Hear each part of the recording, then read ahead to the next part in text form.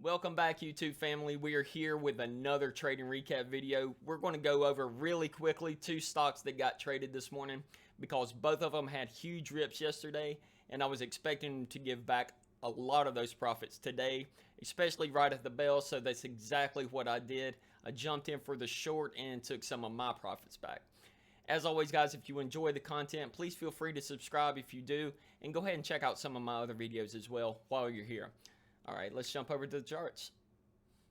All right, here we are on plug. First of all, I did trade this, and one of the entries I had, this is honestly probably one of the very few times that I've ever taken this entry, and you guys are going to look at it and you're going to say, what are you doing? Are you insane?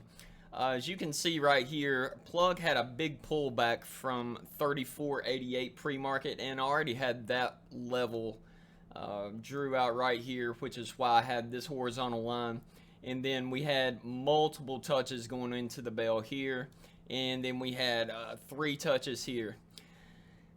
I was ready to play this short. It was ripped up yesterday on news about the merger and the price raise. Normally that's going to be good for a little bit of a catalyst, but I knew that the profit takers were going to start selling the news, and that's exactly what happened. We had this bounce off of these EMAs, and we started trending down right into the bell. Well, as you can see, I got really bold, and I took a short right before the bell. I actually took this at 9:29. I never do that. The main reason is this was sitting right at S1, and this was right at $34.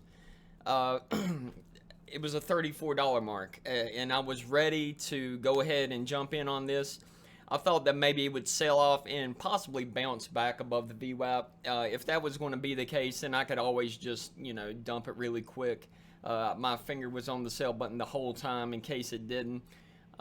But as you see, we had the initial pop, and I took the short at 34, and it dumped.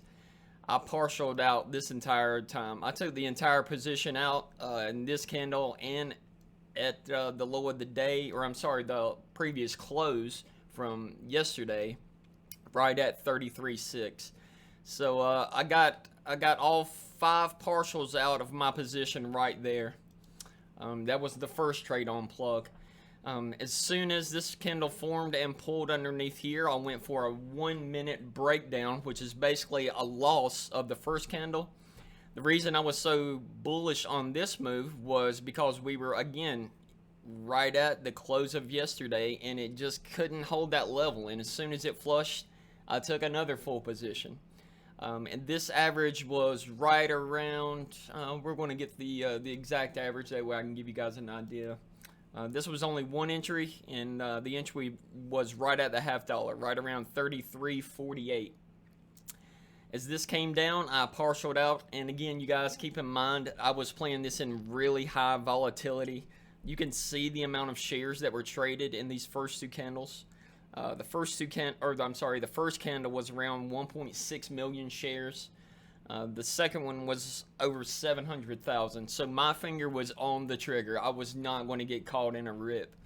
And that's one of the reasons why you see this entire candle here. I had no shares left because this is get in and get out as fast as possible. I got in at 33.48, and then I partialed at 42, 37, 25, and 24. So that was, again, I'm talking about 10 cents and then 20-cent moves. It doesn't seem like a lot, but I was going with full shares. This is me just literally hitting the hotkey, and within 3 seconds, I'm quartering out as fast as, my finger can hit. Now, having said that, I probably should have maybe set a stop loss and just let this move on down. One of the reasons I don't like to use a stop loss in situations like this is because of slippage. Now, if I'm holding like half of my position and I've sold half of it, then the slippage can literally rip 10 cents above my break even and then kill all of my profits. I've had that happen too many times.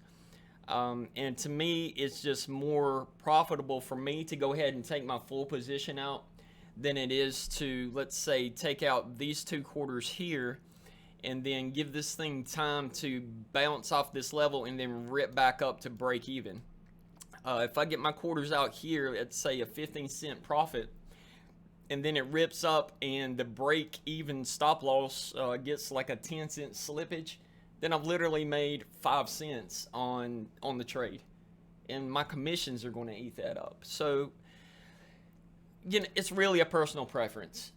If you just look at the price action and you say, hey, I think this thing is going to keep going lower, I'm just going to hold, there's nothing wrong with that. If you want to get all the way out and you see it not able to hold this level and you want to get in another entry, that's nothing wrong with that as well. It's all up to you and the strategy you play, how you want to read the L2. It's really all about your strategy. This can be played in many different ways. This could have also been played on a 5-minute, because as you can see here, we had a pullback here, and then right as a new 5-minute candle would have formed, we had another loss. And you could have even played this as an upside down ABCD pattern. There were so many patterns on Plug this morning. It was literally like a kid in a candy store, just giving out patterns to you. Here, you want a pattern? I don't know. You want a loss of day or a loss of low? You want a ABCD? You want a break of low of day? You want a break of close of, you know, whatever. I'm getting excited talking about Plug. And lastly, my last entry here on Plug was the break of support 4 on the Camarilla. Oh, sorry, you guys can't see it on the right hand side over here, but this line right here was the cam, the S4 cam pivot line. I went ahead and I took one more half here, and then as soon as it confirmed that it was going to hold, I actually added to my position, which gave me an average of around 343 on this this last short that I took. So my average was right at the cam. And as it moved down, I went ahead and I took a 10-cent profit, right around a 15-cent, and then this is where I really loaded up. I got anywhere from a 10-cent to a 30-cent profit on this last trade, and this one just, you know, this was the really good trade on Plug. I hope you guys did as well on Plug. We're going to jump over tomorrow as well and see what happened on that stock. This is selling the news 101, everybody. It's really hard to explain it any other way. You see on the daily gapper, and I wanted to show you this as well. This is our daily chart. This was our gap up from $30. We had a gap all the way up to opening at 32 and closed at 33.6. I mean, look at what it had been doing for the past few weeks. Sitting here floating around 24 to 26 to 28, and then it runs up to 34. Of course, people are going to sell and take their profits. That's what you do. You sell on the news, you sell on the catalyst, and you get out, and then you re-enter when it's lower. Us as short sellers, when it rips up and they start selling, guess what? I'm right behind them, short selling as it goes down. We lost from 34 all the way down to 32 within a matter of 10 minutes. And there you go. It's a beautiful setup. Let's jump over tomorrow. We'll finish up the video with that trade and let you guys go. All right, let's jump over tomorrow. Okay, guys, here we are on Mara. Now, you're going to see the reason there was that gap between the trades that I took on Plug. The two that I took at the 1 and 2 minute candle, and then the one I took for the break of low of day. The reason was I was over here on Mara. I had this on my watch list. I literally only wanted to trade these two stocks today. The reason being, they both had really big run-ups yesterday, and really big run-ups paired with me being super biased towards the short side led me to want to play both of them to the short side. So that's exactly what I did. You're going to see here this setup for one of my favorite patterns, which is the rip over the VWAP, failure to continue. And again, we had the 44.91 mark here, which was, this was actually a horizontal / high line that I had drawn from previous levels on Mara from the daily. It failed to hold up there, and once it started moving back down, you'll see that I let this thing pull back a good 25 cents, and I didn't even take an entry for a reversal. I waited for it to get to the VWAP, and that's when I went ahead and I smashed the short button right there. It continued to move down. I did take a quarter out right as it crossed the 200 slash R1 line, and then that's when I just started taking quarter there and a quarter there. Now I did add back into this position here because it crossed this key level, which was $44. So as soon as we dropped down on this massive volume to the short side, I was still sitting on about half my share size, so I went ahead and re-added the whole thing back, which basically put me take out about half and then add another full size on top of that. And then once we lost the 44, again guys, it's really hard to describe exactly why you add in certain places. Now I can give you obviously the $44 mark, but that alone really isn't why you do that. You have to be looking at the L2.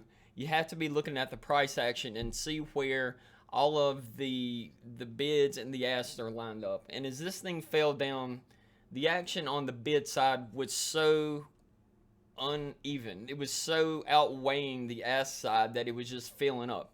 I mean, the large bids on, or I'm sorry, the large sizes on the bid were just stacked all the way. And as this thing just fell, it just continued to stack. So instead of just starting to quarter out here, I went ahead and I just held for the rest of the move.